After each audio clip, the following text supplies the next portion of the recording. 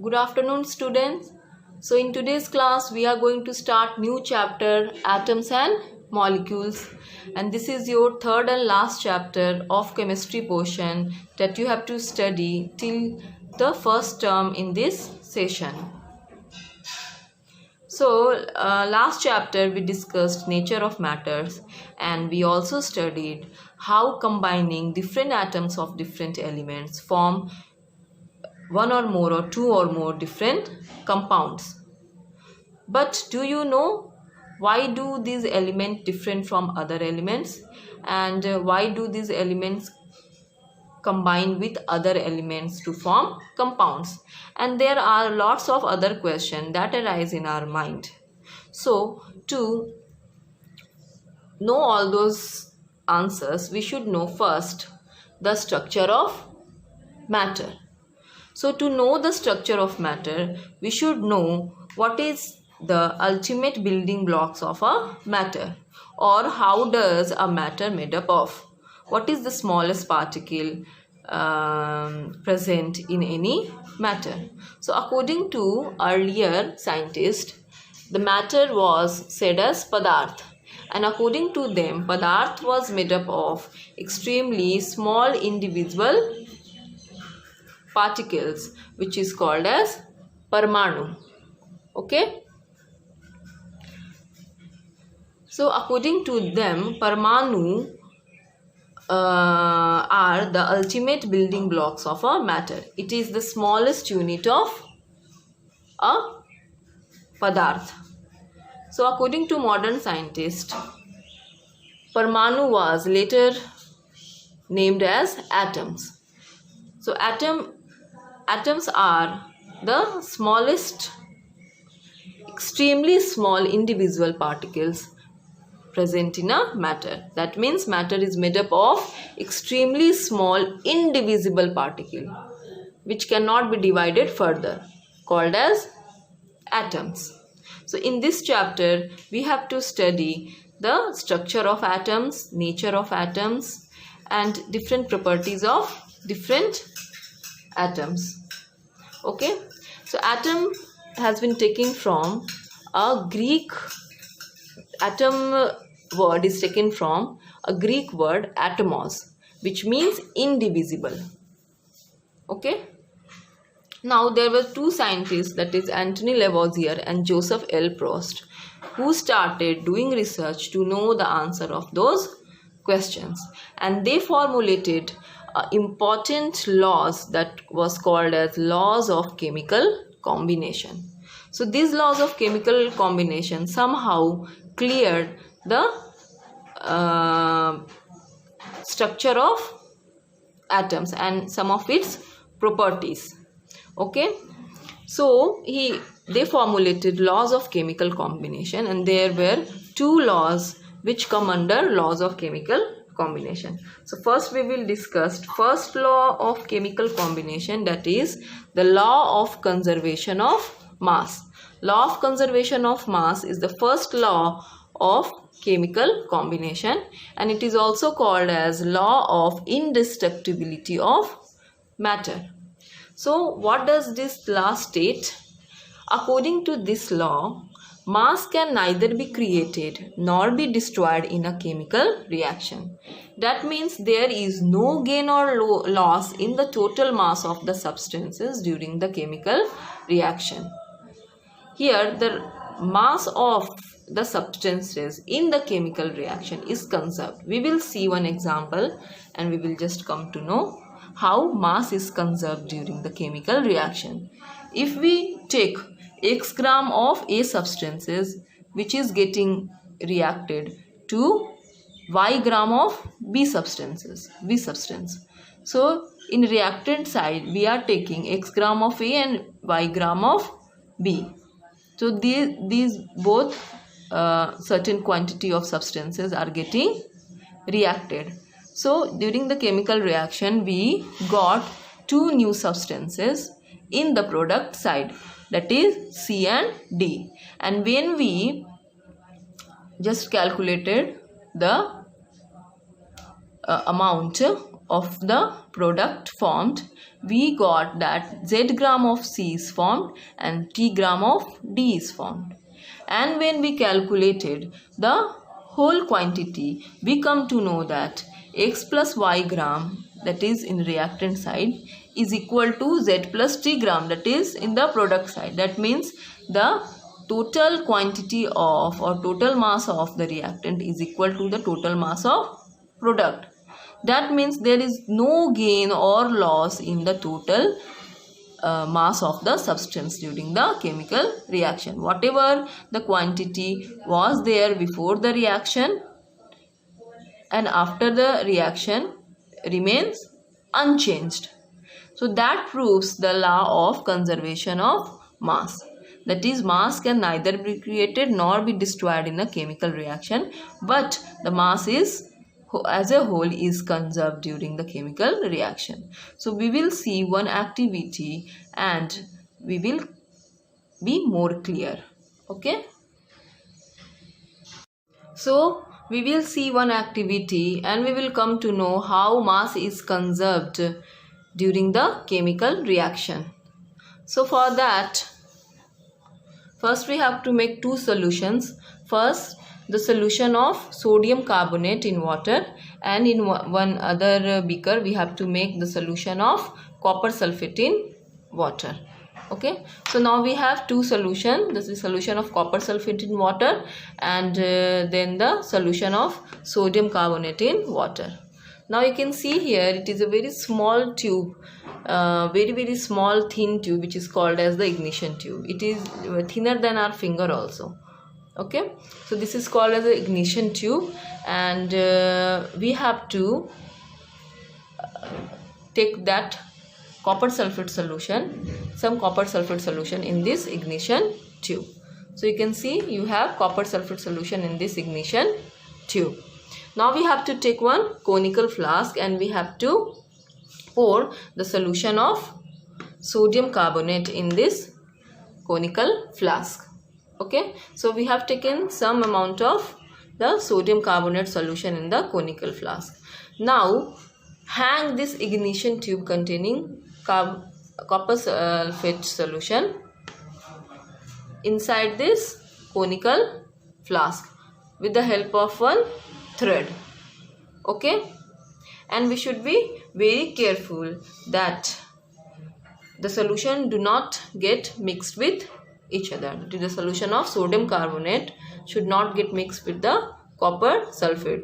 So the ignition tube should be fixed or hanged very carefully. Now we have to cover this conical flask with one cork. Okay. Now we will first weigh the conical flask along with all the content, and the weight of flask along with the content before the reaction is X gram. Now there is no reaction is taking place, so first we weigh the whole flask along with the content and it is found to be X gram, let's say. Okay, now what we will do, we will tilt the conical flask and swirl the flask so that the solution of copper sulfate get mixed with the solution on tilting, the solution of sodium carbonate. Okay, so on mixing, what is going to take place? A chemical reaction between copper sulfate and sodium carbonate will take place when these two mixed solution mix with each other. So we will see on mixing what chemical reaction is taking place. We will just see copper sulfate, which is aqueous. Aqueous, why we are taking it, shows that copper sulfate is in solution with water. Okay, and we have in reactant sodium carbonate, that is also aqueous, because here also we have taken the solution of sodium carbonate in water. So when these two are getting mixed, that means chemical reaction, they are going to react with each other chemically and they form two new substances, that is copper sulfate and sodium carbonate give rise to sodium sulfate and copper carbonate. Here double displacement reaction is taking place actually. ठीक है, where sodium is getting combined to sulfate as Na, ठीक है, plus and SO4 2 minus Na2 plus because 2 is there, and similarly copper is getting combined with carbonate. So we are getting sodium sulfate and copper carbonate. You can see here sodium sulfate and copper carbonate. So basically we have to see the two products are getting formed. Now just after when the chemical reaction took place, we will again weight the flask after the chemical reaction. So again weight of the flask after the chemical reaction is also x gram only. So that shows that the mass of the substance before the reaction and after the reaction remains unchanged. Okay, that means total quantity of the content inside the flask before and after the reaction has not changed. It remained unchanged, it remained constant.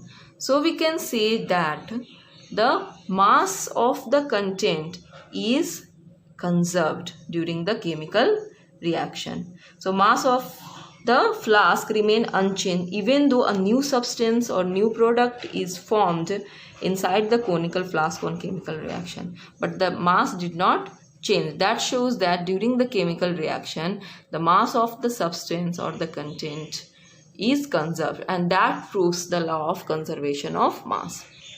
So scientists also did many activities and experiments to confirm the first law, that is law of conservation of mass. So here they did one more experiment, that is they did precipitation reaction by Landau tube. Okay, this is the Landau tube. You can see the two tubes which are connected with a bridge. This is called Landau tube. Okay, so in one tube they have taken sodium chloride solution and with water, and here in one tube other side of the Landau tube they have taken the silver nitrate solution in water.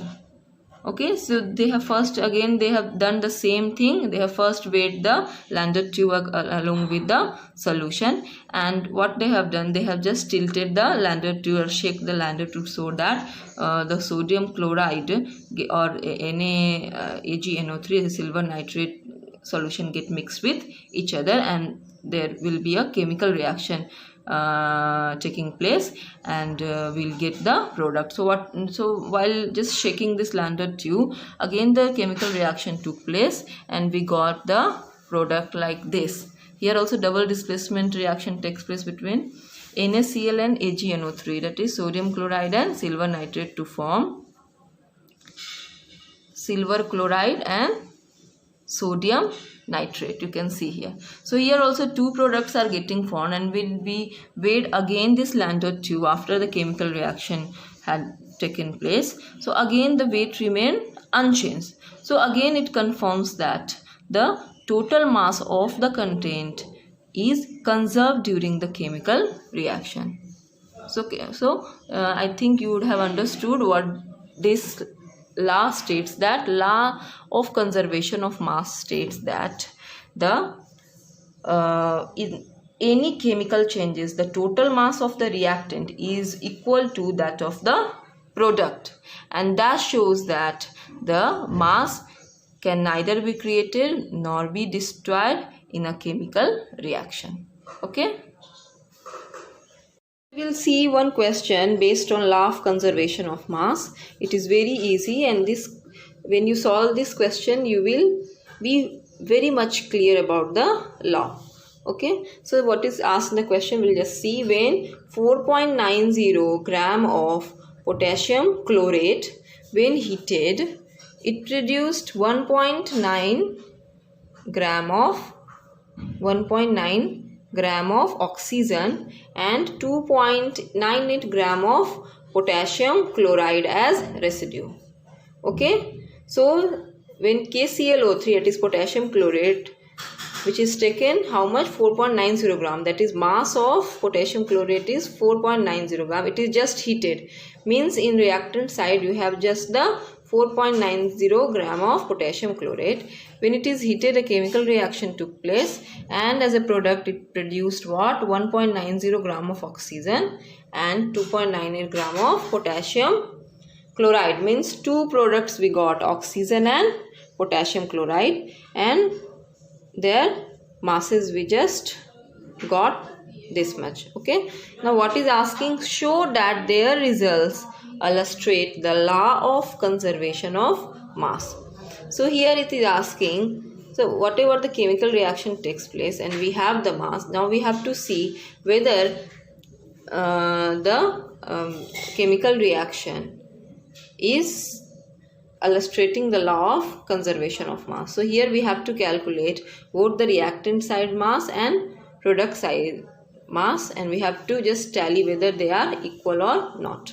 So we will first write the reaction. So KClO3, it is potassium chlorate, how much it is, 4.90 gram. So it is just heated, sign of heating is like triangle shape. Okay, so it is just heated, and what and all we got oxygen and we got KCl, that is potassium chloride. What is the mass of oxygen we got? Mass of oxygen is C, 1.92 gram, 1.92 gram, and KCl how much we got? Mass 2.98 gram.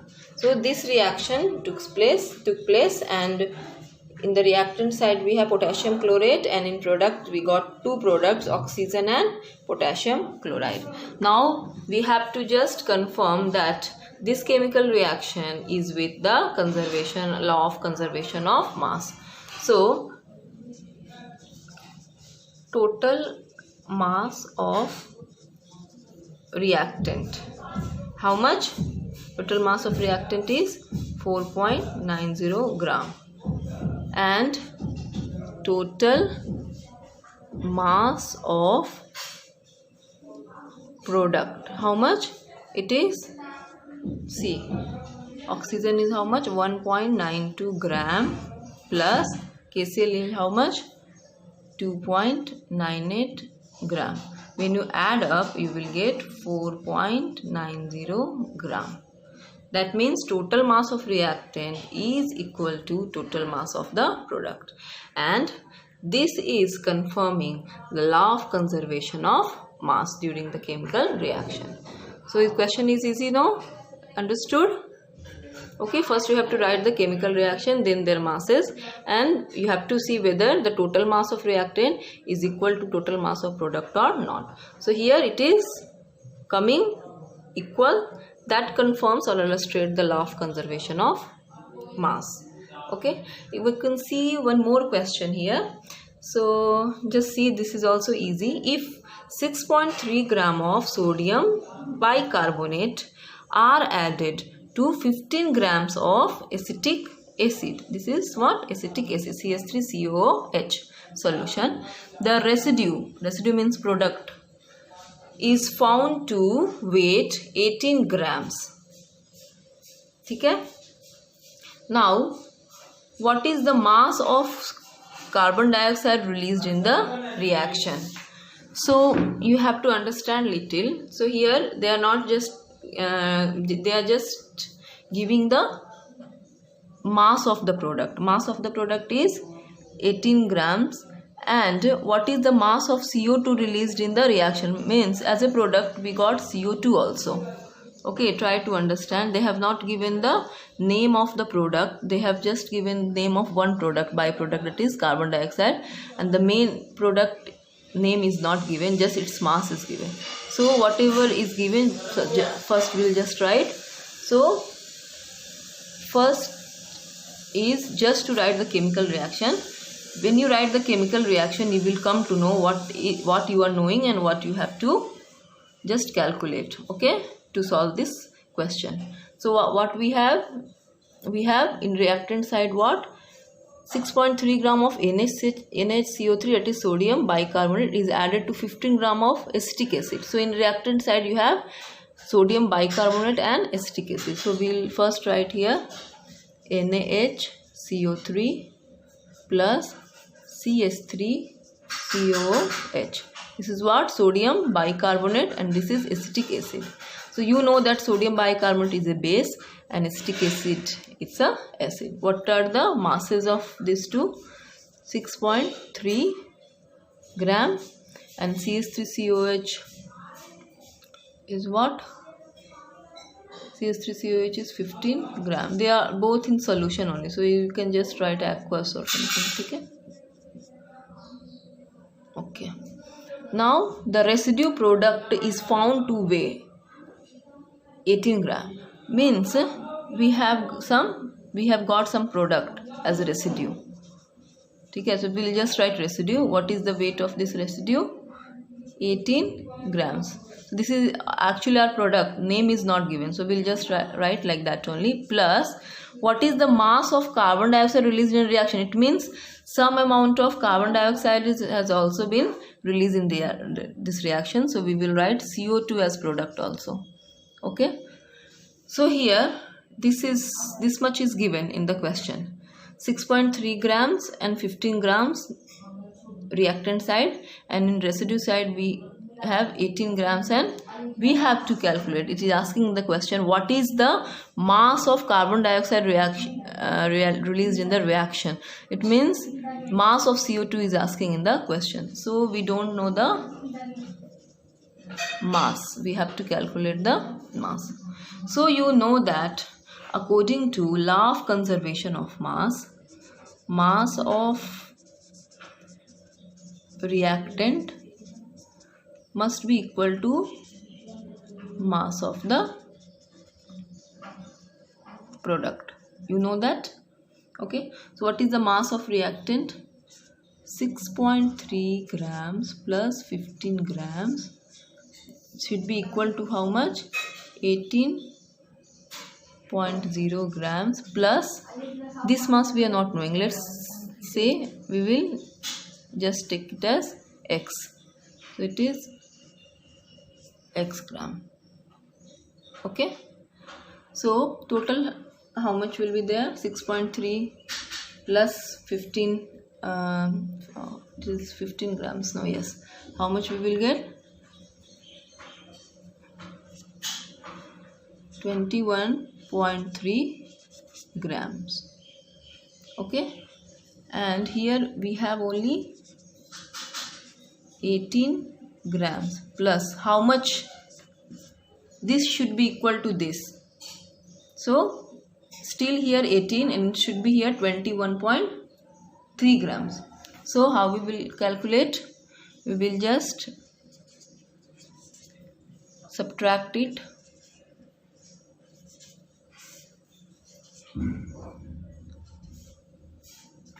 That means we want here 3.3 grams. So 18.3 grams, how much we will get? 21.3 grams. So mass of the reactant then will be equal to mass of the product. So 3.3 gram is the mass of carbon dioxide. Okay, so like that we can just calculate the mass of carbon dioxide released in the reaction. Okay. So in the next class we will discuss about. Now we will see the solved answer of last class homework given to you people on 19/5/2020. So we will see fast one by one. So questions given was first a section, fill in the blanks. So just see what and all I have written. You people are very much confused with gunpowder and colloid. It shows that you have not understood till now between what is mixture and compound. So just listen carefully. An element has only one type of atoms because as I told you, an element is made up of one atom or more than one atom of same kind. Means it is asking one type of. So it is better to write atoms instead of particles. We have written particles. Just write atoms. An element has only one type of atoms. Okay. Then second is diamond is an example of an element. Diamond is an element. Till now most of you are not knowing what is diamond. Diamond is an element, is one form of carbon. So I have written in quotes non-metal also.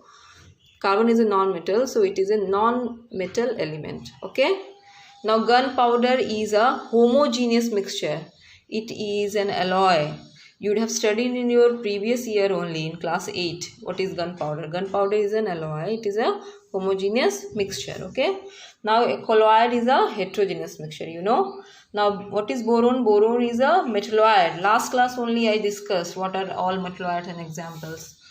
But still most of you have not written correctly. So boron is a metalloid. Okay. Then sixth is in an unsaturated solution, more solutes can be dissolved without increasing the amount of the solvent. It is known. Okay. A mixture of ammonia and water is a solution of ammonium hydroxide. Okay. It is a solution of ammonium hydroxide. Okay. Now the properties of a compound differ from those of its constituent elements. You know that compound is made up of 2 or more elements. Okay, so you should write the properties of compound is different from its constituents elements. Okay. Now next question was sugar solution is given to you in 2 separate test tubes. Okay, 2 test tubes are there in which 2 different sugar solutions are there. So in one test tube the solution is saturated. One test tube contains a saturated solution while the other contains the unsaturated solution of sugar. Now what test would you do to identify them? Now if you have been given 2 test tube and without just telling you, you are told to just identify which is saturated solution and which is unsaturated solution. So some of you have written ki by just seeing only we can understand, because unsaturated solution is little lighter than the saturated solution. Saturated solution is it looks little dense. It is okay, but still you have to do one test or something. So for that I have written we will add some crystals of sugar to both the solutions, to both the test tubes. Okay. So if sugar crystals get dissolved in one test tube containing the solution, then it is a unsaturated solution. It means it has more sugar to add to that solution. Okay, so that is in such, it is possible only in unsaturated solution only. Okay. And if sugar crystals do not get dissolved in another test tube containing solution, that means it is a saturated solution. Saturated solution has now added or dissolved enough solute or sugar crystal in it that it cannot be that no more sugar crystals can be added to it. As you know the definition, as per the definition of saturated solution. So we cannot dissolve any more sugar crystals to the saturated solution. So that's how you can just confirm which test tube has saturated solution and which test tube has unsaturated solution in it. Okay. Now C is how would you separate the mixture of naphthalene and ammonium chloride. So it is little confusing, naphthalene and ammonium chloride, because they are both sublime solids, and so how to just separate it out. So good answers you people have written. 1 or 2 guys have written 2 methods and it was really impressive. But most of you have written 1 method, that is also good. First method you people have just written ki will add water in this mixture and will try to mix it.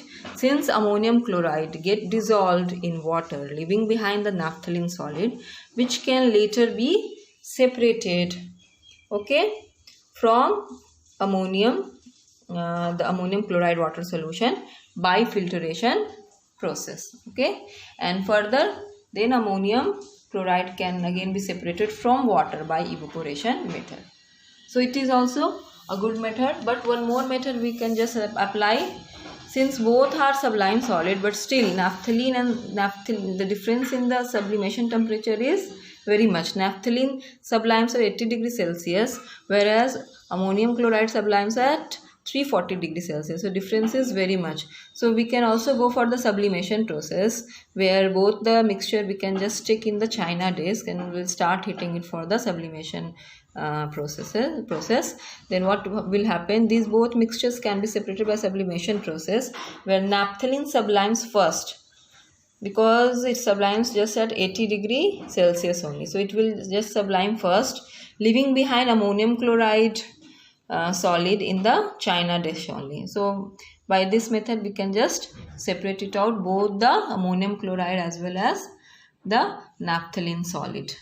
So we can also go for the sublimation processes, because the sublimation temperature of both the solids are very much different and differences are very much. That's why we can just go for the sublimation process to separate out naphthalene and ammonium chloride. Okay. Now D is, which of the following is a chemical change? Just listen carefully. Mixing of iron filling and sand, it is not a chemical change. Then freezing of water, it is also just a physical change only.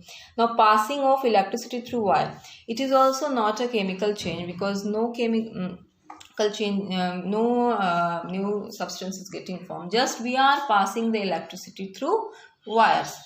Okay, so there is nothing we are doing any chemical reaction or something.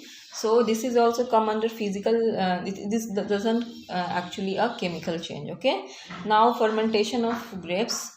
So where we are just converting grapes into alcohol. Okay, and many more things. That's why here a chemical reaction is taking place. That's why we'll just write here is chemical change. Okay, now E, where which of the following is a compound? You people are very much confused with iodine and all. As I told you, iodine is a non-metal, and still most of you people are not knowing what is element, what is compound. Most of you have written iodine as compound. Why iodine acts as a compound? Iodine is a solid and it is an element, and it is a non-metal, and it has, that it has its natural luster. It is one of the exception in non-metal having a natural luster in it. So still you people are confused. Iodine is an element, it is a non-metal. Steel is an alloy, it is made up of iron and some percentage of, very small percentage of carbon in it. Brass is also an alloy of copper and zinc. These all are discussed in your previous classes, but still, okay. Then iron sulfide. Iron sulfide is what? FeS. So it is a compound. So out of 4 only 1 compound is there, that is iron sulfide. Okay, so those you have done any mistake or something, so you can just correct it out. And in homework also I have corrected most of your copies. So in the next class we will discuss the second law of chemical combination. Okay, so whatever I have just given you the video, just go through that. The next class we'll meet. Thank you.